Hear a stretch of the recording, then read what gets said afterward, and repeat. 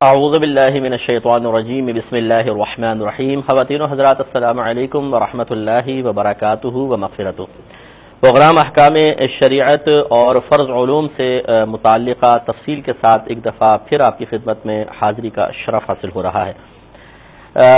پچھلے پروگرام میں ہم نے غلط عقیدے رکھنے والے کے بارے میں بتایا تھا کہ اس کو بد مذہب کہتے ہیں، اور نبی کریم صلی اللہ علیہ وسلم نے اس طرح کا شخص کہ جو اللہ تبارک و تعالیٰ کا انکار کرنے والا ہو، قرآن کا انکار کر دے، نبی کریم صلی اللہ علیہ وسلم کی رسالت کا انکار کرے،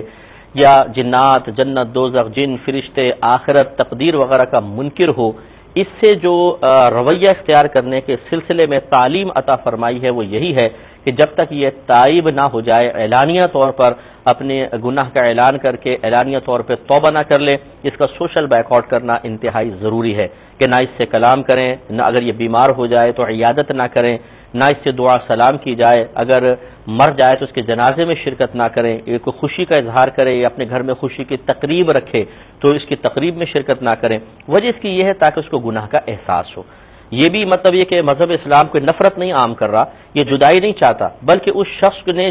شخص نے جدائی اختیار کی ہے اسے ملانے کے لیے، اسے گناہ کا احساس دلانے کے لیے، اسے جہنم سے بچا کر جنت کا راستہ دکھانے کے لیے یہ اخلاق تعلیم فرمائے ہیں. تو جو کوئی جڑ ہوشیاری کرتے ہوئے یوں کہے کہ کوئی میرے والد کو گالی بک دے تو میں ساری زندگی اس کا منہ بھی نہیں دیکھوں گا، اور کوئی خدا کو برا بھلا کہہ دے، قرآن کو برا بھلا کہے، نبی کریم صلی اللہ علیہ وسلم کو برا بھلا کہے، تو یار اس نے اپنی قبر میں جانا ہے، میں نے اپنی قبر میں جانا ہے، اس کا معاملہ اللہ پہ چھوڑتے ہیں، اللہ جانے یہ جانے، ہمیں کیا، ہم کیوں کسی کے پھڈے میں ٹانگ اڑائیں اور پھر اس کے ساتھ میل جول رکھیں. تو میرے خیال میں یہ انتہائی افسوسناک صورتحال ہے کہ والد صاحب اللہ کا دیا کھلاتے ہیں، اپنے پاس سے نہیں کھلاتے، اور اللہ تبارک و تعالیٰ کسی سے لے کر نہیں دیتا ہے بلکہ وہ خالق و مالک ہے، وہ تو ہمیں عطا براہ راست عطا فرماتا ہے. تو پھر جو رب ہمیں رزق دے رہا ہے، جس رب کے احسانات کو شمار کرنا چاہیں تو کر ہی نہیں سکتے، اسے برا بھلا کہیں تو نرم رویہ. اور والد صاحب جو اللہ تعالیٰ کی نعمتوں اور ان کے احسانات کو ہم تک پہنچانے کا ایک وسیلہ اور ذریعہ ہے، انہیں کوئی برا بھلا کہہ دے تو ساری زندگی اس کی شکل دیکھنے کے لیے انسان تیار نہ ہو. وہ جس شادی بیاہ میں شرکت کرے وہاں سے انسان بھاگ جائے، اگر وہ اپنی خوشی کی تقریب رکھے، کوئی غم میں مبتلا ہو جائے تو ہم اس سے ملنے نہ جائیں. ان چیزوں پہ ذرا توجہ کرنے کی ضرورت ہے. پہلے کال لے لیتے ہیں، پھر انشاءاللہ آج میں آپ کو ایمان کی تعریف اور ایمان کے بارے میں تھوڑی سی تفصیل ذکر کروں گا. ایک کالر ہمارے منتظر ہیں. السلام علیکم. تو آپ کی خدمت میں فرض علوم کا ذکر کر رہے ہیں، تو انسان کو یہ بھی معلوم ہونا چاہیے، ایک مسلمان کے بارے میں عرض کر رہا ہوں کہ مسلمان کو معلوم ہونا چاہیے کہ ایمان کیا ہے اور کفر کیا ہے. تو آج کے پروگرام میں ایمان کے بارے میں تھوڑی سی تفصیل میں ذکر کرتا ہوں اور اسلام کے بارے میں. یاد رکھیں کہ نبی کریم صلی اللہ علیہ وسلم اللہ تبارک و تعالی کی طرف سے جو کچھ لے کر آئے، دل سے اسے حق اور سچ سمجھنے کا نام ایمان ہے. اسی کو دوسرے لفظ میں تصدیق بالقلب بھی کہتے ہیں کہ دل سے اس بات کی تصدیق کر دینا کہ نبی کریم صلی اللہ علیہ وسلم جو کچھ لے کر آئے وہ سب حق اور سچ ہے. اس کو ایمان، اس کو یقین سے بھی تعبیر کرتے ہیں. یقین اصل میں قلبی کیفیت کا نام ہے کہ جس چیز کے بارے میں آپ کا قلب اس طرف مائل ہے، اس کی اگر جانب مخالف بالکل ختم ہو تو اس کا نام یقین ہوتا ہے. جیسے اس میں گلاس میں پانی ہے، تو کیا ابھی میرے دل میں یہ آ سکتا ہے کہ اس میں پانی نہیں ہے؟ لازم بات ہے کہ نہیں. دل اس بات کی گواہی دے رہا ہے کہ اس میں پانی ہے کیونکہ مجھے نظر آ رہا ہے، تو بس سمجھ لیں مجھے یقین حاصل ہے کہ اس میں پانی موجود ہے. اسی طرح اگر میں آپ سے کہوں کہ اللہ تبارک و تعالیٰ ایک ہے تو آپ کا دل کہے گا ہے. اب میں اس کی جانب مخالف لوں کہ اللہ تعالیٰ ایک نہیں ہے، کہ آپ کے دل میں ذرہ برابر بھی کہیں کہیں موجود ہے، آپ کہیں گے کہ نہیں. تو بس جب ایک طرف 100% ہو اور دوسری طرف 0% ہو تو جس طرف 100% ہے میں اس کا یقین حاصل ہوتا ہے. تو نبی کریم صلی اللہ علیہ وسلم جو کچھ لے کر آئے اس کے حق اور سچ ہونے کا یقین لازم ہے. اس کا مطلب ہے کہ دل میں یہ ہونا چاہیے کہ جو کچھ نبی کریم لائے وہ بالکل صحیح ہے، اور اس کی جانب مخالف 0% ہونی چاہیے. اگر 1% 2% بھی ہو گئی، یار پتہ نہیں ویسے 98% مانتا ہوں، تھوڑا بہت شبہ ہے، تو بس ایمان آپ کا خطرے میں پڑ جائے گا. ایک کالر منتظر ہے، پہلے کال لیتے ہیں پھر تفصیل ذکر کریں گے. السلام علیکم. بسم اللہ الرحمن الرحیم. تو آپ کو ایمان کے بارے میں بتا رہے تھے کہ ایمان ایک قلبی کیفیت کا نام ہے جس کو دوسرے لفظوں میں یقین بھی کہا جاتا ہے. اور یقین میں نے آپ کو بتا دیا کہ قلب بعض اوقات کسی چیز کے بارے میں ڈیوائیڈ ہو جاتا ہے، اس طرح تذبذب آتا ہے. تو اگر ایک طرف 100% ہو جیسے شخص نے کوئی بات کہی، پھر 2-4 آدمیوں نے گواہی دی نہیں صحیح کہہ رہا ہے، تو جو اس کے سچے ہونے کا یقین قلب پہ چھا جائے گا، گویا کہ 100% سچ والی بات ہو جائے گی اور بارے میں جھوٹ کا امکان 0% یقین ہے۔ تو بس اچھی طریقے سے سمجھیں کہ ہمارے دل میں ہمارا دل 100% گواہی دے رہا ہو کہ یہ حق اور سچ ہے، تو سمجھ لیجیے کہ آپ کو یقین حاصل ہے، آپ صاحب ایمان ہیں۔ اور یہ یاد رکھیں جو کہا جاتا ہے نا کہ ایمان ضائع ہو گیا، تو ایمان کوئی مادی شے تو نہیں ہے کہ آپ کے سر سے ہٹا دی تو بوجھ کم ہو جائے گا، بلکہ ہوتا یہی ہے کہ شیطان اس یقین جو 100% تھا اس کو کم کرنا شروع کرتا ہے، اس کو 98 پہ لاتا ہے۔ 90 شخص ہے مثال کے طور پر، اس کا جوان بیٹا ایکسیڈنٹ میں مر گیا، دوسرے دن دکان جل گئی، تو شیطان اس کو بہکائے گا کہ دیکھ اللہ تبارک و تعالیٰ معاذ اللہ ظالم ہے، تیرے ساتھ ہی ناانصافیاں ہو رہی ہیں۔ پھر مثال کے طور پہ کچھ دن بعد بیٹی کو طلاق ہو گئی، تو پہلے اگر وہ اپنے آپ کو روک بھی رہا تھا، ایک وقت ایسا آتا ہے بسا اوقات، اور لوگ بھی اس میں کردار ادا کرتے ہیں کہ اس کی زبان سے نکلتا ہے کہ ہاں اللہ نے میرے ساتھ ناانصافی کی ہے، اللہ نے ظلم کیا ہے۔ حالانکہ ہونا ہی چاہیے کہ 100% ہمارے دل میں یقین ہو کہ اللہ تعالیٰ ظالم نہیں ہے، وہ انصافی نہیں کرتا، لیکن شیطان اس کو الٹا کر دیتا ہے کہ 100% یوں ہو جاتا ہے کہ ہاں اللہ نے میرے ساتھ ناانصافی کی ہے، اللہ نے ظلم کیا ہے، اور 0% یہ ہو جاتا ہے کہ اللہ تعالیٰ ظلم نہیں فرماتا۔ یہ ایمان کا زوال ہے، ایمان ضائع ہو جاتا ہے۔ اس لیے بڑی توجہ رکھیں، اسی لیے ہم کہتے ہیں کہ ضروریات دین کا علم سیکھیں اور دلائل کے ساتھ سیکھیں، تاکہ شیطان آپ کو بہکا کر اس یقین کو کمزور کر کے ہمارے ایمان کو ختم نہ کر سکے، مضبوط ایمان رہے۔ اسلام کیا ہوتا ہے؟ دیکھیں ایمان کا تعلق دل سے ہے، باطن سے، اور اسلام کا ظاہر سے ہے۔ اسلام کیا ہے؟ آپ کلمہ پڑھ لیں، یہ اسلام ہے، یعنی ہم کہیں گے یہ اسلام اختیار کیے ہوئے ہے یا یہ مسلمان ہے، زبان سے اقرار۔ دوسرا، شعائر اسلام میں سے کوئی چیز آپ نے اختیار کی ہو، شعائر کا کہتے ہیں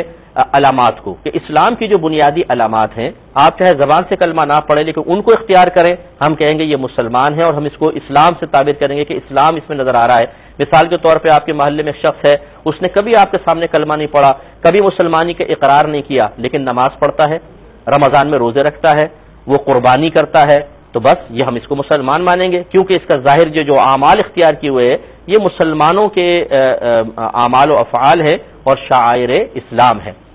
اور تیسرا یہ کہ اگر اس کے سامنے یعنی دونوں چیزیں نہیں ہیں، نہ کبھی اقرار کر رہا ہے، نہ شاعر اسلام میں سے کوئی اختیار کرتا ہے، تو کم از کم اسلام کا انکار نہ ہو تو ہم کہیں گے یہ مسلمان ہے۔ مثال کے طور پہ ایک شخص آپ کے محلے میں آیا، وہ نہ نماز پڑھتا ہے، نہ روزہ رکھتا ہے، نہ قربانی کرتا ہے، لیکن اس میں کفر کی کوئی واضح علامت بھی نہیں ہے، تو اس کو مسلمان ماننا واجب ہے۔ ہاں اگر وہ انکار کر دے کہ میں اسلام کو نہیں مانتا ہوں، تو پھر وہ غیر مسلم ہو سکتا ہے، لیکن یہ ضروری نہیں ہے کہ آپ کے سامنے کوئی شخص زبان سے اقرار کرے تبھی اسے مسلمان مانے، یا وہ شاعر اسلام اختیار کیے ہوئے تبھی ہم مسلمان کہیں، بلکہ اگر مسلمانوں کی آبادی میں رہتا ہے، مسلمانوں کے ساتھ اٹھتا بیٹھتا ہے تو اور اسلام کی کسی چیز کا انکار نہیں کرتا ہے تو اسے بھی مسلمان مانا جائے گا۔ گویا کہ اسلام ظاہر کا نام ہے۔ اگر ہم کسی شخص کو اقرار اسلام کرتے ہوئے دیکھیں، شاعر اسلام میں سے کوئی چیز اختیار کریں، یا ان دونوں میں ہمارے سامنے چیزیں ظاہر نہ ہوئی ہوں لیکن مسلمانوں کے ساتھ رہتا ہے اور کم از کم اسلام کا انکار نہیں کرتا، اب اگر اس کا انتقال ہوگا تو اجرائے احکام اسلام ہوگا کہ ہم اسے غسل دیں گے، اس کی نماز جنازہ پڑھیں گے اور اسے مسلمانوں کے قبرستان میں دفن کریں گے۔ اس اعتبار سے 4 قسمیں بنتی ہیں جو میں آپ کی خدمت میں عرض کروں گا، لیکن پہلے کال لے لیتے ہیں۔ السلام علیکم۔ تو اس اعتبار سے دیکھیں، اب بس آخری بات ہے، پھر انشاءاللہ جوابات کی طرف آئیں گے کہ آپ کو بتایا کہ ایمان کا تعلق قلب سے ہوتا ہے اور اسلام کا تعلق ظاہر سے ہوتا ہے۔ جو صاحب ایمان ہو اس کو مومن کہتے ہیں، اور جو اسلام اختیار کیے ہوئے ہے اسے مسلمان کہا جاتا ہے۔ تو یہ ہو سکتا ہے کہ ایک شخص مومن بھی ہو،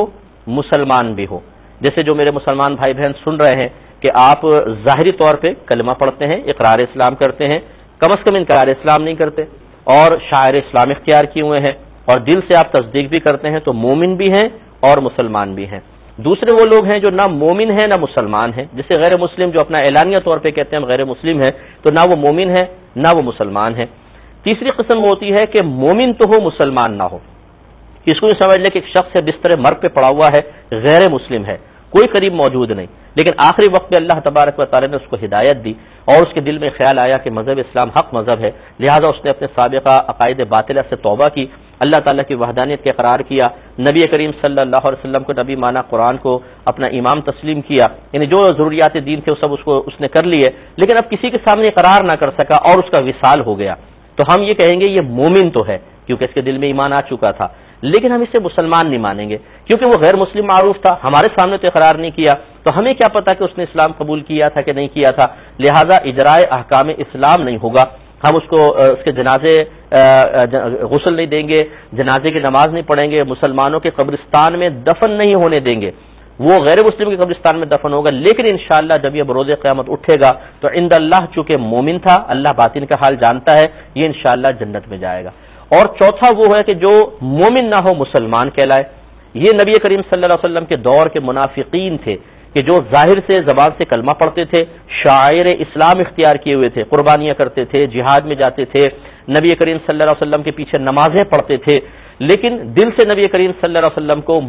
نبی تسلیم نہیں کرتے تھے، تو یہ وہ منافق تھے کہ جو دل سے ایمان نہیں لائے تھے لیکن زبان سے کلمہ وغیرہ پڑھتے تھے۔ تو جب تک اللہ تبارک و تعالی نے اپنے حبیب کریم صلی اللہ علیہ وسلم کے ذریعے ان کو ذلیل کر کے مسجد سے باہر نہ نکالا، اس وقت تک سب ان کو مسلمان سمجھتے تھے کیونکہ ظاہر مسلمان تھا، دل میں ایمان موجود نہیں تھا۔ اس لیے یہ یاد رکھیے کہ صرف ظاہر کا اعتبار نہیں ہوتا، بعض اوقات باطن کا بھی اعتبار ہوتا ہے، بلکہ باطن کا اعتبار لازم ہے، لیکن ہمیں چونکہ باطن کا حال معلوم نہیں، اس لیے ہم ظاہر کا اعتبار کر کے کسی کو اگر مسلمان مانیں تو اس میں شرعاً کوئی حرج نہیں ہے۔ تو ہمیں ان چاروں کے بارے میں غور کرنا چاہیے کہ ہم کس درجے میں ہیں، ہونا ہی چاہیے ہم مومن بھی ہوں اور کامل مسلمان بھی ہوں، اور باقی چیزوں کے اوپر باقی ایسا نہیں ہونا چاہیے کہ ہم ان کی طرف جائیں۔ اللہ تبارک و تعالی محفوظ رکھے۔